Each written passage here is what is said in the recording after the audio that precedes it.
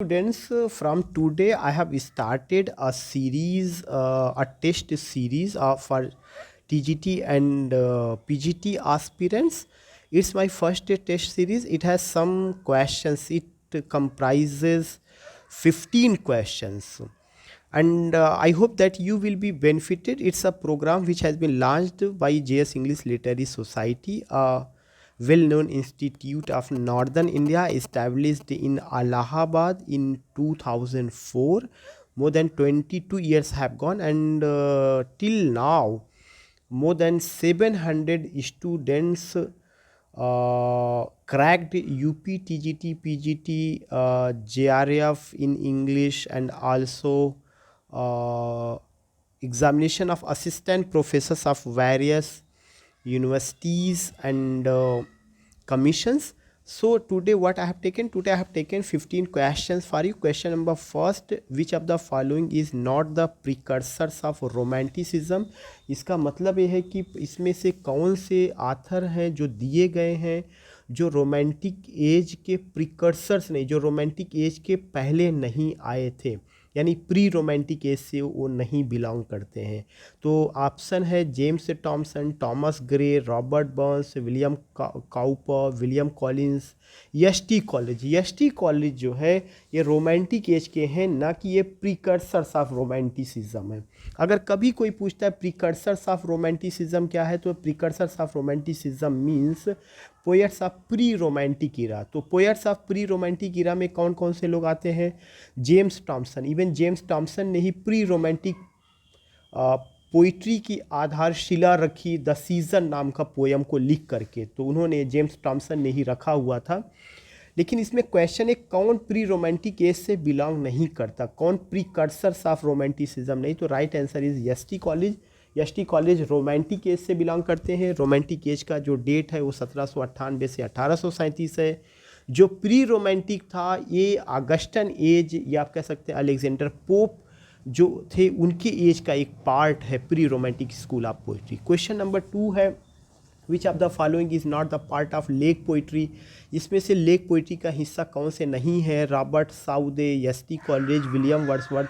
तो आप देखेंगे डी है जॉन कीट्स। जॉन कीट्स जो है आपके लेक पोइट्री के हिस्सा नहीं। क्यों हिस्सा नहीं? चूँकि जॉन कीट्स जो थे ये किस एज से बिलोंग करते हैं? ये रोमांटिक एज से बिलोंग करते हैं, younger generation of romantic poets थे, लेकिन इनका लेक डिस्ट्रिक्ट से कोई नाता नहीं, ना ये इनका वहाँ जन्म हुआ, ना ये वहाँ पे पले बढ़े हैं। उनके अलावा जो 3 पोएट हैं, Robert Southey, S T college, William Wordsworth, जो कि older generation of romantic poetry से रिलेटेड है, उनका संबंध जो है लेक डिस्ट्रिक्ट से रहा है।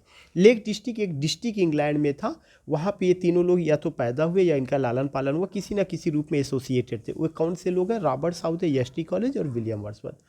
क्वेश्चन नंबर 3 है कि who does not come in the category of young generation of romantic poets? इसमें से वो कौन सा पोएट है जो young generation of romantic poets में नहीं आते हैं? William Wordsworth, Lord Byron, P B Shelley, John Keats. William Wordsworth young generation of romantic poets में नहीं आते हैं। William Wordsworth old generation of romantic poets में आते हैं। ओल्ड जनरेशन में कौन कौन से लोग आते हैं? Robert Southey, S T Coleridge और आपके विलियम वर्ड्सवर्थ। यंग जनरेशन में कौन कौन से आते हैं? लॉर्ड बायरन, पी बी शेली और जॉन कीट्स आते हैं। क्वेश्चन नंबर 4 है who is not the part of angry young man? Angry young man second world war के बाद एक ग्रुप था, किसका? नॉवलिस्ट का, ड्रामेटिस्ट का। इन लोगों ने क्या किया था, जो इस्टेब्लिश सोशल सिस्टम था उसके खिलाफ लिखा हुआ था। वो उस समय के सिस्टम और नाम से सेटिस्फाइड नहीं थी, इसीलिए इस ग्रुप को एंग्री यंग मैन नाम दिया गया। क्वेश्चन ये पूछा जा रहा है इनमें से कौन से एंग्री यंग मैन या उस एज से नहीं बिलोंग करते हैं, उस ग्रुप से नहीं बिलोंग करते हैं? John Osborne, Harold Pinter, Philip Larkin, John Wain, Alan Sillitoe, T S Eliot. तो T S Eliot angry young man से नहीं, उस ग्रुप में नहीं आते हैं। T S Eliot modern age और हाई मॉडर्न एज के वेल नोन पोएट थे। टी एस एलियट को याद किया जाता है as a critic, as a dramatist, खास करके he revived modern poetry and poetic plays, और उनका कंट्रीब्यूशन एज अ क्रिटिक भी रहा है। तो हम अगर उसका राइट आंसर जो होगा टी एस एलियट है। जो नेक्स्ट क्वेश्चन है, question number 5, who is not known as tribe of Ben और sons of Ben? Tribe of Ben या सन्स ऑफ बेन एक ग्रुप ऑफ पोएट्स था, और वो ग्रुप ऑफ पोएट्स ने अपने आप को जो है बेन जॉनसन का पुत्र कहा कि बेन जॉनसन का मैं पुत्र हूँ हम सारे लोग। वे बेन जॉनसन के ट्रू फॉलोअर्स थे।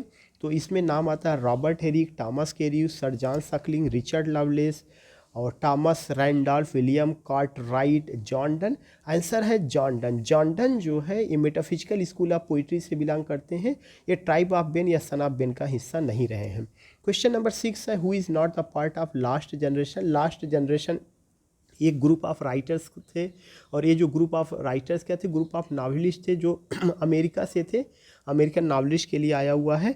और ये इस ग्रुप में जो है ऑप्शन दे रहा, Ernest Hemingway, William Faulkner, F Scott Fitzgerald, John Dos, Passos, Sinclair Lewis, Kamala Das. Kamala Das इस ग्रुप से नहीं आती, चूँकि कमला दास एक इंडियन पोइटेस हैं और वो कन्फेशनल पोएट की कैटेगरी में आती हैं। उनका एक वर्क है एन इंट्रोडक्शन, उनकी ऑटोबायोग्राफी है माई स्टोरी। बाकी जितने भी राइटर हैं ये सब लास्ट जनरेशन से आते हैं। क्वेश्चन नंबर 7 है, who is not the part of Scott group of romantic poets. Scott group of मतलब रोमांटिक एज के कुछ पोएट्स थे जो स्कॉट ग्रुप उनको कहा गया था। स्कॉट ग्रुप का मतलब कि वे पोएट जो स्कॉटलैंड के थे लेकिन रोमांटिक एज से बिलोंग करते हैं। तो इनमें से कौन सा पोएट है जो स्कॉट ग्रुप का हिस्सा नहीं रहा है? Walter Scott, Thomas Campbell, Thomas Moore, D William Blake. William Blake नहीं थे। विलियम ब्लेक का जन्म इंग्लैंड में हुआ है, उनका स्कॉटलैंड से कोई नाता नहीं था, तो William Blake is the right answer. बाकी Walter Scott, Thomas Campbell, Thomas Moore, they all belong to what? They all belong to Scott group of romantic poets. Question number 8 है, who is known as the last romantic poet? William Wordsworth, John Keats, William Butler Yeats, S.T. Coleridge। William Butler Yeats को last romantic poet कहा जाता है। उनकी एक lyric है the Lake Isle of Innisfree. इसी तरह से उन्होंने और लिरिक लिखा हुआ है, उसमें जो रोमांटिसिज्म है, जो नेचर की बात है, उसको लेकर के उनको लास्ट रोमांटिक पोएट कहा जाता है। Who is known as first modern poet? G M. Hopkins, T S. Eliot, Thomas Hardy, Wilfred Owen. G M. Hopkins को फर्स्ट मॉडर्न पोएट कहा जाता है। इसलिए कहा जाता है कि उन्होंने बहुत सारी तब्दीलियाँ लाई, खास करके वो फॉर्मली या स्टाइल के पॉइंट ऑफ व्यू से उनको जो है क्या कहा जाता है? उनको फर्स्ट मॉडर्न पोएट कहा जाता है, उनको फर्स्ट मॉडर्न पोएट कहा जाता है। नेक्स्ट जो है आपका क्वेश्चन है कि who bridges both Victorian and modern ages. कौन मॉडर्न और विक्टोरियन एज को जोड़ने का काम करता है? Thomas Hardy, G M. Hopkins, Matthew Arnold. Modern और विक्टोरियन एज को जोड़ने का काम हार्डी ने किया। हार्डी की राइटिंग एक ऐसी राइटिंग है जिसमें मॉडर्न एज का भी रिफ्लेक्शन और विक्टोरियन एज का भी रिफ्लेक्शन है। तो क्वेश्चन नंबर 10 का answer A is the right answer. Next question number 11 है, इसमें एक तरफ से रियल नेम दिया है, एक तरफ सूडोनीम है। और रियल नेम आथर का और सूडोनीम आथर का कि कौन से आथर हैं जिनका रियल नेम और कौन सा उनका सूडोनीम रहा है? ए.जी. गार्डिनर का alpha of the प्लफ right answer है। चार्ल्स लैम्ब का निक नेम इलिया था।